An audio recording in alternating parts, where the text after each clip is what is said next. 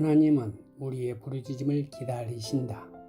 우리가 부르짖을 때 하늘 아버지는 우리의 간절한 음성을 들으시며 부르짖는 그 내용을 응답하신다고 말씀하신다. 내 부르짖는 소리로 말미암아 라는 구절에 유의해야 한다. 물론 하나님은 우리의 마음의 상태를 잘 아시는 분이시다. 그럼에도 하나님은 우리와 대화를 나누기 원하신다. 그분은 우리의 입술을 통해 나오는 말들을 듣는 것을 좋아하신다. 그분은 말씀으로 우리에게 다가오시고 우리는 그 말씀을 기도로 다시 올려드려야 한다. 말씀과 기도의 이런 상호작용을 통해 우리는 하나님과 소통한다. 그분이 말씀을 기도로 돌려드릴 때 큰 능력이 임한다. 우리의 신음소리까지도 들으시는 하나님은 들으실 때에 응답하신다. 우리의 대적 마귀는 끊임없이 우리 옆에 와서 속삭인다. 정말 하나님이 너희 기도를 들으실까? 도대체 왜 기도해야 해? 하나님은 만군의 주이여 만왕의 왕이라며 그분은 주권자시잖아. 당신 마음대로 뭐든지 하시는 분이고 이루시는 분이라고. 그러니 너 같은 사람이 아무리 부르짖어도 하나님의 왕국에는 어떤 도움도 되지 않아. 이 같은 속삭임은 우리의 기도 의욕을 상실시킨다. 그리고 부르짖는 행위를 창피하게 여기게 만든다. 그러나 하나님은 들으신다. 지금도 우리 기도를 듣고 계신다. 신음과 같은 기도라 해도 하늘에는 외성병력과 같이 울려 펴진다. 하늘아버지께 드리는 기도는 언제나 능력이 있다. 왜냐하면 기도를 들으시는 하나님이 놀라운 능력자이시기 때문이다. 우리가 기도하지 않는 가장 큰 이유는 하나님이 들으신다는 생생하고 즐거운 확신이 없기 때문이다. 그러나 하나님은 들으신다. 들으시는 하나님은 항상 기도에 응답해 주실 준비를 하고 계신다. 이것을 믿어야 한다. 믿는 만큼 응답이 온다. 내가 기도하는 동안에 하나님께서는 구하는 것을 반드시 이루어주신다는 믿음을 가져야 한다. 앤드루 머레이는 이렇게 말한다. 기도의 능력은 하나님이 들으신다는 믿음에 달려있다. 그리스도인에게 기도할 용기를 주고 하나님께서 기도를 들으신다는 확신을 갖는 것이 바로 믿음이다.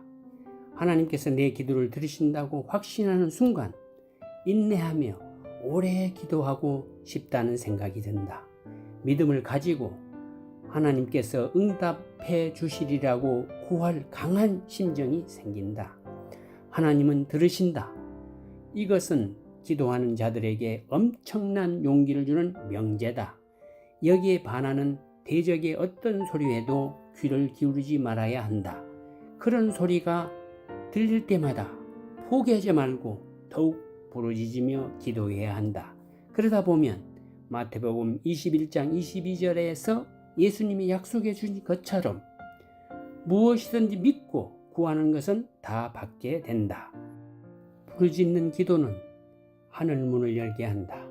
우리 삶에 능력이 임하게 한다. 교회를 일으킨다.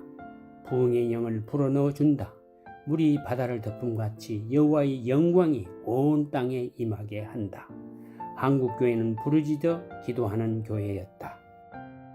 과거엔 전국 방방곡곡에서 신자들이 부르짖는 소리가 그치지 않았다. 그러나 어느 순간부터 그 부르짖음의 강도가 약해졌다. 부르짖음이 약해지면서 한국교회도 생기를 잃게 되었다. 이것은 거꾸로 말하면 부르짖는 기도를 드릴 때 다시 한국교회가 일어설 수 있다는 의미다.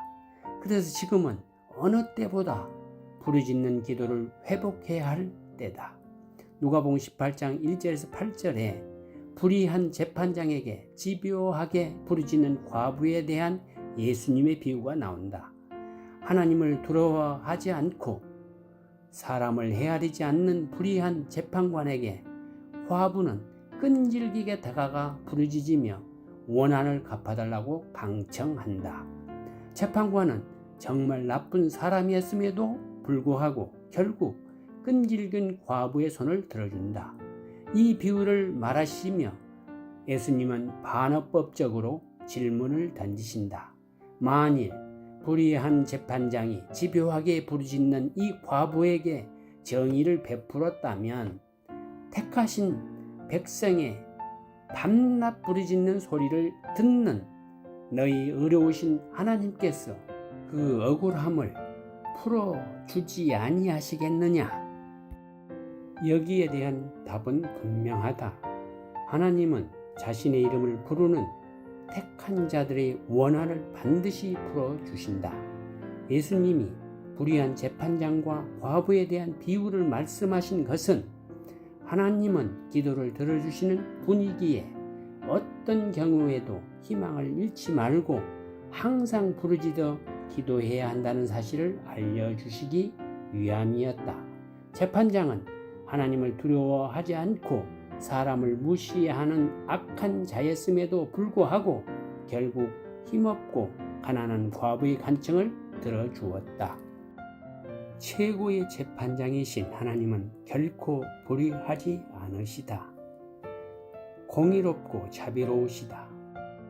그런 하나님이 당신의 자녀가 원한 섞인 심정으로 기도할 때 들어주시지 않겠는가? 멀리 갈 것 없이 각자의 가정에서 자녀들이 만일 그런 자세로 무언가를 구한다면 들어주지 않을 부모가 어디 있겠는가? 이것이 비유에서 예수님이 말씀하신 포인트다. 어떤 경우에도 낙심하지 말고 쉼없이 기도하라는 권면의 말씀이다. 사실 인간의 삶은 고난의 연속이다. 결코 쉬운 삶은 없다. 이 땅에서 제한된 인간이 영유하는 삶은 언제나 고단하다. 내 주변에서 삶이 쉽다고 말하는 사람은 아무도 없다. 각인각색이다. 모두가 무언가의 사해를 안고 있다. 고단한 삶을 살면서 비통한 마음으로 수없이 과부와 같이 원한 섞인 기도를 드려야 한다. 우리의 대적은 그 많은 사람의 기도를 하나님이 어떻게 들으시겠니? 그만두라고 속삭인다. 그러나 하나님은 절대로 우리를 귀찮아하지 않으신다. 우리가 자신의 이름을 부르며 부르짖는 것을 들으시는 분이시다. 그것을 오히려 좋아하신다. 그 같은 행위에 감동하신다. 위에 끈질긴 간구에 부르짖음을 반기신다. 바위팀 낭떠러지 은밀한 곳에 있는 나의 비둘기야, 내가 내 얼굴을 보게 하라. 내 소리를 듣게 하라. 내 소리는 부드럽고 내 얼굴은 아름답구나. 아가서 2장 14절. 우리를 사랑하시는 하나님은 우리 얼굴을 보고 싶어 하신다. 우리의 소리를 듣기 원하신다. 그분은 모든 사람들의 시선이 오직 자신에게 향하는 것을 즐기신다. 하늘을 향해 힐끗 쳐다보는 피조물의 모습을 보기만 해도 좋아하신다. 하나님은 그런 분이시다. 우리는 그 하나님께 부르짖어야 한다. 그분에게 시선을 고정하고 그분만을 바라보며 간구할 때 그분은 반드시 들으시고 응답하신다. 결국 이 고난의 땅을 살아가는 모든 고단한 사람들이 취할 방안은 오직 하나다. 그것은 전능하신 하나님을 바라보며 밤낮 부르짖어야 하는 것이다.